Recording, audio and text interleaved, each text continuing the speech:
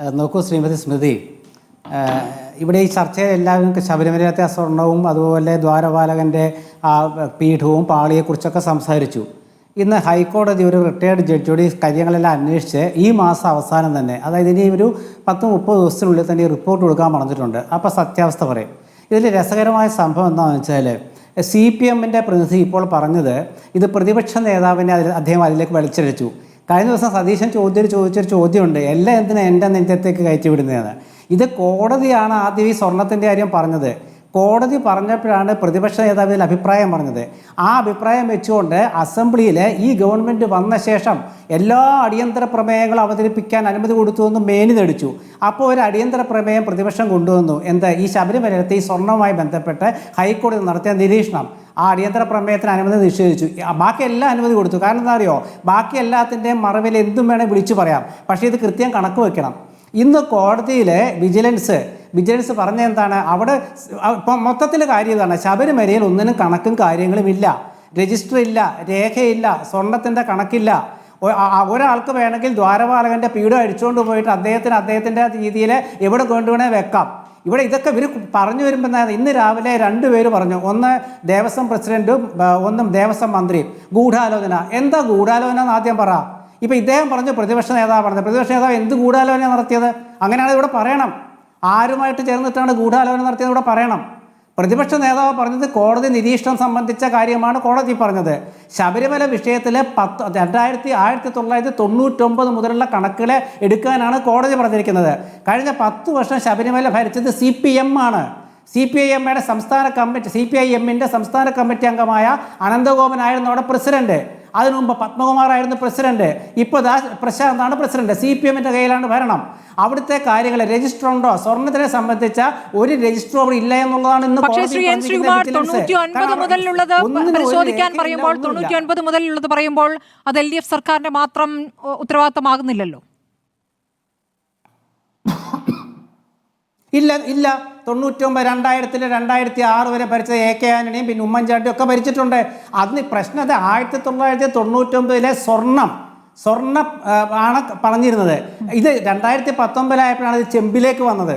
അപ്പോൾ അതിനിടയ്ക്ക് എന്താ ഉണ്ടായെന്ന് നമുക്കറിയില്ലല്ലോ. അതിന് കോടതി അന്വേഷിക്കട്ടെ. കാരണം ശബരിമല വിഷയം എന്ന് പറഞ്ഞ സ്മൃതി ഒരു ഭക്തന്മാരെ സംബന്ധിച്ചുള്ള വിഷയമാണല്ലോ, വിശ്വാസത്തിൻ്റെ വിഷയമാണ്. ഇവിടെ രസകരമായ വസ്തു എന്താണെന്ന് വെച്ചാൽ, ഒരു 10 വർഷം ഭരിച്ച ഒരു ഗവൺമെൻറ്, ഒരു കമ്മ്യൂണിസ്റ്റ് ഗവൺമെൻറ്റിൻ്റെ അവസാന വർഷത്തിൻ്റെ അവസാന മാസങ്ങളിൽ എത്തുമ്പോൾ നമ്മളുണ്ട് കേൾക്കുന്ന വിവാദം എന്താണ്? ശബരിമലയെ ചുറ്റിപ്പറ്റിയാണ്. വികസന കാര്യങ്ങളൊന്നും അല്ല, ശബരിമലയെ ചുറ്റിപ്പറ്റി.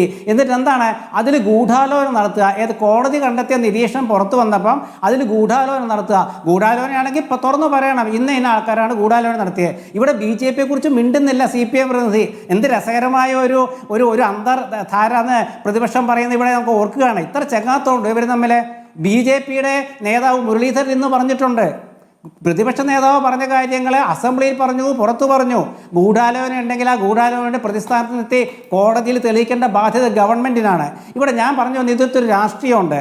അതായത് ഇവർ പറഞ്ഞ എന്താ, അയ്യപ്പ സംഗമത്തിൻ്റെ ശോഭ കുറയ്ക്കാൻ. അയ്യപ്പ സംഗമം ഇതുമായിട്ട് എന്താ ബന്ധമുള്ളത്? അയ്യപ്പ സംഗമം പമ്പയിൽ നടത്തിയത് ശബരിമലയുടെ വികസനം ചർച്ച ചെയ്യാനാണ്. ശബരിമലയുടെ വികസനം ചർച്ച ചെയ്യാനുണ്ടാക്കിയ അയ്യപ്പ സംഗമത്തിൻ്റെ ആ കാലത്ത് തന്നെയാണ് കോടതി ഈ ചോദ്യം ചോദിച്ചത്. എത്രയോ കിലോ സ്വർണം കാണാനില്ല, സ്വർണ്ണം അവിടെ പോയി. അപ്പോൾ സ്വർണത്തിൻ്റെ രജിസ്റ്റർ ഉണ്ടോ? ഇല്ല. അവിടെ നടവര ഒരുപാട് പണം വരുന്ന ഒരു സ്ഥലമാണിത്. ഇത് ആദ്യമല്ലല്ലോ അവിടുത്തെ പ്രശ്നം. ശബരിമലയിലെ ഈ ശർക്കര മറ്റേ അരവണ ഉണ്ടാക്കാൻ കൊണ്ടുവന്ന ശർക്കരയെക്കുറിച്ചൊരു ആക്ഷേപക്കാലത്ത് വന്നു. ഒരുപാട് വിഷയങ്ങളിലൂടെ തർക്കം ഉണ്ടായിട്ടുണ്ട് ഈ 10 വർഷത്തെ CPM ഭരണത്തിനിടയ്ക്ക്. അപ്പോൾ അതുകൊണ്ട് ഇവർ ഹൈക്കോടതി ഒരു റിട്ടയർഡ് ജഡ്ജി അന്വേഷണ കമ്മീഷനായി വെക്കുമ്പോൾ ഈ ഗൂഢാലോചന അദ്ദേഹത്തിനോട് പറയട്ടെ, അദ്ദേഹം അതും അന്വേഷിക്കട്ടെ. അപ്പോൾ ഇത് ഭക്തരുടെ വിശ്വാസികളുടെ പ്രശ്നം എന്താണ്? ശബരിമലയിൽ എന്തൊക്കെയോ സംഭവിക്കുന്നുണ്ട്. അവിടെ ഭരിക്കുന്നത് CPM ആണ്, ദേവസ്വം ഭരിക്കുന്ന CPM മന്ത്രിയാണ്. എല്ലാവരും കമ്മ്യൂണിസ്റ്റുകാർ അവിശ്വാസികളാണെന്നുള്ള ധാരണ മാറ്റി അവരെല്ലാം വിശ്വാസത്തിലേക്ക് വരികയാണ്. ഇതിനിടയ്ക്ക് അവർ ഈ അവസാന കാലത്ത് അവർ പറഞ്ഞ എന്താ, ഞങ്ങളുടെ ഒപ്പം എന്താ സമുദായ സംഘടനകൾ നിൽക്കുന്നു, NSS SNDP നിൽക്കുന്നു. NSS SNDPയും ഈ സ്വർണ്ണക്കാര്യത്തിൽ ഇന്നേവരെ അവർ അഭിപ്രായം പറഞ്ഞിട്ടില്ല. അവർ പറഞ്ഞ അഭിപ്രായം ഒറ്റ കാര്യത്തിലേ ഉള്ളൂ, ഈ അയ്യപ്പ സംഗമത്തിൻ്റെ കാര്യത്തിൽ LDF ഗവൺമെൻറ് നിലപാട് തിരുത്തി. പഴയ കാലത്തുണ്ടായിരുന്ന അവരുടെ വിപ്ലവകരമായ മാറ്റം അവർ തിരുത്തി. അതുകൊണ്ട് അവർ ഞങ്ങൾക്കൊപ്പം വന്നപ്പോൾ ഞങ്ങൾ അവരെ സപ്പോർട്ട് ചെയ്യുന്നു. അത് പ്രശ്നാധിഷ്ഠിതമാണ്, രാഷ്ട്രീയമല്ല. അതേ അവർ പറഞ്ഞിട്ടുള്ളൂ. അല്ലാതെ ഈ സ്വർണ്ണത്തിൻ്റെ കാര്യമൊന്നും NSS SNDP പറഞ്ഞിട്ടില്ല. അപ്പോൾ അവർ നാളെ പറയുമെന്നൊക്കെ നോക്കാം, അത് അവർ പറയുമെന്ന് നോക്കാം. ഇവിടെ ഒരു കമ്മ്യൂണിസ്റ്റ് ഗവൺമെന്റിന്റെ അവസാന ഘട്ടത്തിൽ രാഷ്ട്രീയം സംസാരിക്കാനില്ല, വികസനം സംസാരിക്കാനില്ല, അതുപോലെ പ്രഖ്യാപിത മറ്റേ പ്രോഗ്രസ് കാർഡിനെ കുറിച്ച് സംസാരിക്കാനില്ല. അവർ പറയുന്ന അവർ പറയുന്നതല്ല, കോടതി കണ്ടെത്തുന്നത് അവിടുത്തെ സ്വർണത്തിന്റെ രജിസ്റ്റർ ഇല്ലായ്മയെക്കുറിച്ചും സ്റ്റോക്ക് എടുപ്പില്ലായ്മയെക്കുറിച്ചും അവിടുത്തെ ക്രമക്കേടുകളെ കുറിച്ചുമാണ് കോടതി പറയുന്നത്.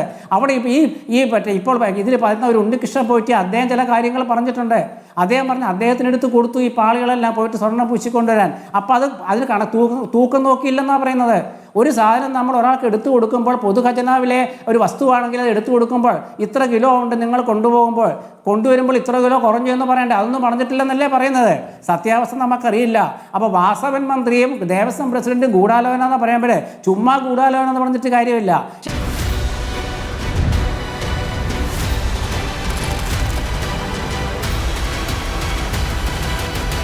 Debate with Smriti Parathikkad.